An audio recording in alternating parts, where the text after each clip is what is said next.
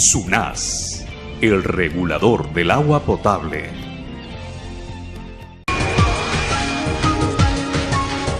Estamos de vuelta, gracias por acompañarnos. 3:50 para hablar de un tema sumamente importante. Lo hemos hablado hace unos meses, lo seguiremos tocando hasta la saciedad, hasta que los peruanos entendamos la importancia de contar con el agua. Somos privilegiados, ojo, hay países en los cuales el acceso es sumamente restringido. Hay países que no solamente se ahorra, sino que se obliga a sus ciudadanos a usar de una manera restringida este recurso natural que nos ayuda, que se procesa y que nos ayuda en el día a día, y en el cual tenemos, pese a que estamos en un desierto, ¿no? En caso de Lima, tenemos en un casi ya 90%. Nos acompaña Gabriela Conimanya, ella es coordinadora de servicios al usuario de SUNAS, de la Superintendencia Nacional de Servicios de Saneamiento. Vamos a hablar nuevamente del cuidado del agua. Gabriela, gracias por acompañarnos, por estar aquí en 7.3 Noticias. Es importante porque SUNAS es el ente supervisor, ¿no?, de los servicios de agua potable, todo lo que tenga que ver con el agua, el saneamiento, en fin, ¿no?, alcantarillado. Exacto. Y uno dirá, bueno, SUNAS también, que es el ente regulador, está ayudando en esta gran campaña que debería ser, que deberíamos hacer todos los medios de comunicación de los peruanos, que debería ser CEAPAL, con mayor razón. Yo imaginaría que hay muchas quejas en SUNAS que dicen, oye, me están cobrando mucho. Bueno, es que usted no sabe que hay una fuga. Sí, usted no sabe que de pronto hay un caño que está malogrado. Y usted no sabe que utiliza 250 litros cuando debería utilizar 100, que es lo óptimo en el consumo, ¿no? Exacto, sí. Y fíjate, somos a veces, Nicolás, bastante irresponsables. Es cierto, como tú lo mencionas, en casa. El caño quizás a veces es lo más que podamos, digamos, prevenir que pues está goteando, está a la vista y suena, ¿no?, cuando cae dentro del caño. Pero, por ejemplo, el inodoro, ¿no? Utilizamos, quizás nos vamos todos corriendo de casa durante la mañana a trabajar, a estudiar, y no sabemos si el agua está discurriendo. Y ojo, es todo el día, es por la cantidad de horas que finalmente la casa o el domicilio está solo y hasta la siguiente vez que vayamos a utilizarlo. Otra de las cosas es que, por ejemplo, en el caso de Lima, como tú manifiestas, claro, la empresa CEAPAL puede estar haciendo también campañas, pero también, por ejemplo, nuestra ciudad ha crecido de manera vertical. Y hoy en día, ¿quién no tiene a veces en casa un tanque elevado? Una cisterna, por ejemplo, en el caso de un edificio, ¿no? Y yo pregunto y digo, ¿y los vecinos somos responsables y sabemos si la cisterna está operando de manera adecuada, si no está discurriendo el agua? Claro, después todos nos alarmamos, ¿no? Si vivimos en un edificio, en un condominio, ¡wow!, subió mucho el agua, ahora hay que prorratear el pago entre todos los vecinos. Claro, pero no asumimos esa responsabilidad que es fijarse. O a veces no somos conscientes porque como todo se prorratea y todo se vive de todo, entonces no cuidamos el agua, total, ¿no? Es como pagar una tarifa plana, ¿no? Claro. Pagas un monto determinado en el mantenimiento y como eso se prorratea, algunos meses subirá, otros meses bajará, y hay vecinos, por cierto, que quizás no han cuidado adecuadamente sus instalaciones. Ahora, este tema, Gabriela, está en boga, ¿no? Tenemos un nuevo presidente de la República que siempre ha hablado sobre los reservorios, sobre los trabajos de inversión en agua. Incluso hay algunos que dicen que se va a privatizar el servicio. Esto ha sido pues descartado, pero han habido una serie de programas que se han impulsado en los últimos años. Yo la verdad es que cuando veo, pese a que me da, digamos, hay que preocuparse por los que no tienen, que es el 12%, me parece. Sí, el 12% en el caso de Lima. Pero cada vez es menos, ¿no? Y si uno se vuelve atrás unos 10 años, hemos avanzado bastante, hay que decirlo, ¿no? Exacto, hemos avanzado en las empresas y en el caso, por ejemplo, en el acceso. Ha hecho, digamos, todos los esfuerzos de poder ejecutar las inversiones y ampliar la cobertura. Pero también la ciudad sigue creciendo. Y el problema es que seguimos creciendo también de manera desorganizada, ¿no es cierto? Informal. Exacto, informal. Las ciudades a veces se van ampliando, ya no quizás de manera vertical, sino horizontal, a cerros alejados, por ejemplo, donde quizás el agua, bombear el agua, ampliar la cobertura, las tuberías hasta allá, cuestan más. Eso significa que la empresa tiene que invertir más. ¿Y de dónde se va a pagar esa inversión? Tiene que pagarse de la tarifa de lo que pagamos todos el recibo todos nos de agua. perjudicamos. Todos nos perjudicamos y todos deberíamos finalmente alentar de que crezcamos de una manera ordenada. Esa es la segunda parte de mi reflexión, ¿no? La primera es, bueno, ya se ha hecho bastante, estamos llegando casi al 90%.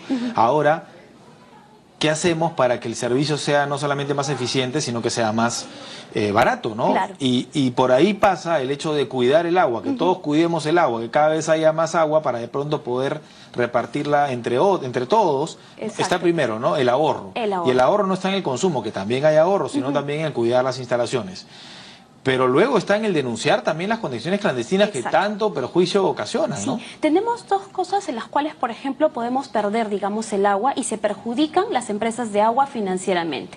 Como tú dices, tenemos medidor. Pagamos. No deberíamos de consumir 250 litros al día cada uno, deberíamos de consumir 100, es lo que dice la Organización Mundial de la Salud. Y adicionalmente tenemos un problema, o dos problemas, como tú mencionas, las conexiones clandestinas. Personas, usuarios, empresas que se conectan de manera clandestina a la red y que no pagan el agua. Doble problema, no pagan y le hacen mal la conexión. Exacto. ¿No? Propician fugas, ¿no? Propician fugas, se desperdicia el recurso y es un monto, digamos, que la empresa ha invertido para potabilizar, pero que no recupera. Y lo otro es la parte del medidor. No todos en nuestra ciudad tenemos medidores. Eso quiere decir que hay una parte de la población que paga una tarifa plana. Entonces, como pagamos tarifa plana, como hace un rato mencionábamos en el caso de los condominios, a veces no importa cuánto consumimos. La cuestión es que tenemos el recurso, pero no es así. Y eso, perdón, en realidad, sí, permíteme ahondar en este asunto porque me ha causado, no sabía yo que había gente que no tenía medidores. ¿Y por qué? ¿Esto porque la inversión es fuerte para la empresa? Bueno, a veces hay localidades o hay, por ejemplo, distritos. Estamos, por ejemplo, apoyando a CEDAPAL en el distrito de Carmen de la Legua, donde el índice de micromedición no pasa al 25%. O sea, del distrito, 25% solamente tiene medidor. Las otras personas se resisten finalmente a que el consumo sea medido. Pero también, por cierto, hemos detectado, no solamente en Carmen de la Legua, sino también en otras zonas de Lima, en las cuales las personas o los usuarios no quieren medidor. ¿Por qué? Porque están lucrando con el recurso. ¿Eso qué significa? Exacto. Que han colocado, por ejemplo, estos lavaderos de carro dentro de su predio. Obviamente utilizan el recurso, lucran con ello, pero no le quieren retribuir y finalmente están generando un beneficio económico para ellos, para su familia. Algunos pagan un cargo fijo y otros simplemente están de manera informal y no pagan nada. Exacto. O tenemos, por ejemplo, algunas zonas altas, por ejemplo en el caso de Independencia, ¿no es cierto?, que bombear el agua significa también un costo. Si las personas no quieren medidor, difícilmente la empresa podría darles más agua, ¿no es cierto?, más horas, más presión, que ya no solamente llegue a su primer piso, obviamente, ¿no?, sino que al segundo o quizás al tercer piso. ¿Por qué? Porque habría mucha agua que finalmente se da, pero no se termina cobrando, porque es un perjuicio económico.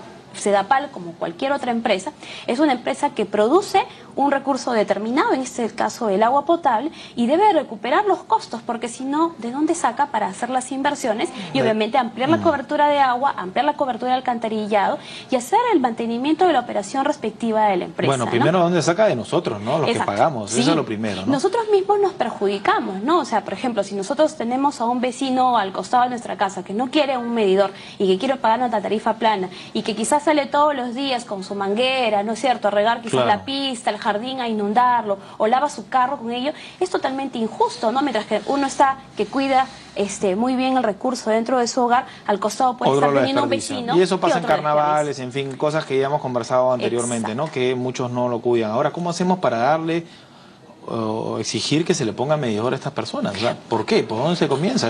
Debería ser una exigencia, ¿no? Es una exigencia cuando la empresa tiene ya un programa para poder ampliar, ¿no es cierto?, este parque de medidores, avisa y sensibiliza obviamente a los usuarios, les informa, les dice cuáles son los beneficios y le da un tiempo determinado para obviamente ir a su predio y colocar el medidor. A veces lo que hemos advertido por la empresa o por las empresas de agua es que, claro, o los roban o las personas se resisten e incluso, bueno, apelan a la violencia, no permitiendo que el trabajador o los trabajadores de la empresa de agua coloquen el medidor. Pero la empresa no tiene derecho de cortar el servicio. Sí, podría cortar, pero también finalmente es que la idea no es simplemente dejarle sin el servicio, ¿no? Sino es que tratar de formalizar. Exacto, ¿no? Y creo que finalmente ahí apelamos a dos cosas, tanto las empresas de agua como nosotros como su regulador, es que tenemos que ir por la parte de educación, ¿no? Eso que en algún momento, Nicolás, contigo conversábamos, el trabajo en los colegios que estamos haciendo, el concurso de buenas prácticas, el incentivar y promover una cultura por el ahorro, por el uso responsable del agua. Creo yo que poco a poco estaremos generando una nueva generación de usuarios, de niños, mañana padres de familia, que sean conscientes de que el agua tiene que pagarse por lo que uno consume, que tiene que cuidarse, y esperemos, por cierto, que no sea que si la Organización Mundial de la Salud dice que son 100 litros, no estemos en realidad creando o generando una generación que tenga que solamente utilizar 50, porque las fuentes de agua se están reduciendo a nivel mundial. Eso es parte de los efectos del cambio climático. Por cierto, ahora somos más población en el mundo de la que éramos hace muchísimos años. Eso significa que la demanda hídrica también incrementa. Entonces, apelemos al hecho de que tenemos que utilizar, ¿no es cierto?, el recurso de manera responsable y estando conscientes que quizás mañana podríamos tener quizás restricciones, ¿no es cierto? En las Es que nos confiamos pues ahora, porque Exacto. últimamente no hay las cortes que habían antes por las temporadas, en fin, hemos tenido la gracia, digamos, la suerte de tener lluvias, de tener más reservorios que han ayudado también. Exacto. Pero uno nunca sabe, ¿no? En el momento, ¿no? Consecuencia del cambio climático nos podemos quedar sin este recurso tan importante para nuestras vidas, ¿ah? A consumir menos, a cuidar el agua, a ser más conscientes, a tener más sensibilidad. Fíjense que si nosotros no cuidamos, si vemos al costado que no lo cuidan, si no denunciamos conexiones clandestinas, si no cuidamos nuestras redes, ¿no? Si llamamos a Sedapal cuando tienen que hacer algo en vez de hacer nosotros mismos que propicie una fuga, pues estamos generando que las personas que más lo necesitan, ¿no?, estén pagando mucho más por el litro de agua y además dándole el negocio pues a terceros, ¿no?, que son privados que no solamente ganan, lucran, digamos, con el agua, sino que no sabemos también qué calidad de agua venden en los camiones cisterna, ¿no? Exacto, esa es otra de las cosas, ¿no? Pagar hasta 10 veces más por lo que nosotros pagamos en metro cúbico, pagarlo porque tenerlo de manera quizás interdiaria, porque el aguatero, el camión cisterna no va todos los días, por cierto, a cada rato, y otro porque finalmente las personas que lo compran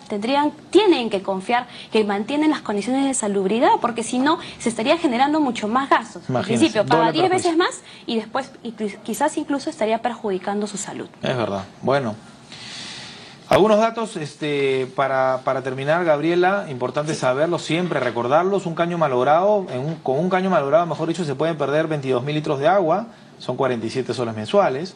Un inodoro malogrado, 150.000 litros de agua, eso puede costar hasta 991 soles más en los recibos. Fuga en tanque elevado, 300.000 litros de agua, eso corresponde 2.133 soles mensuales.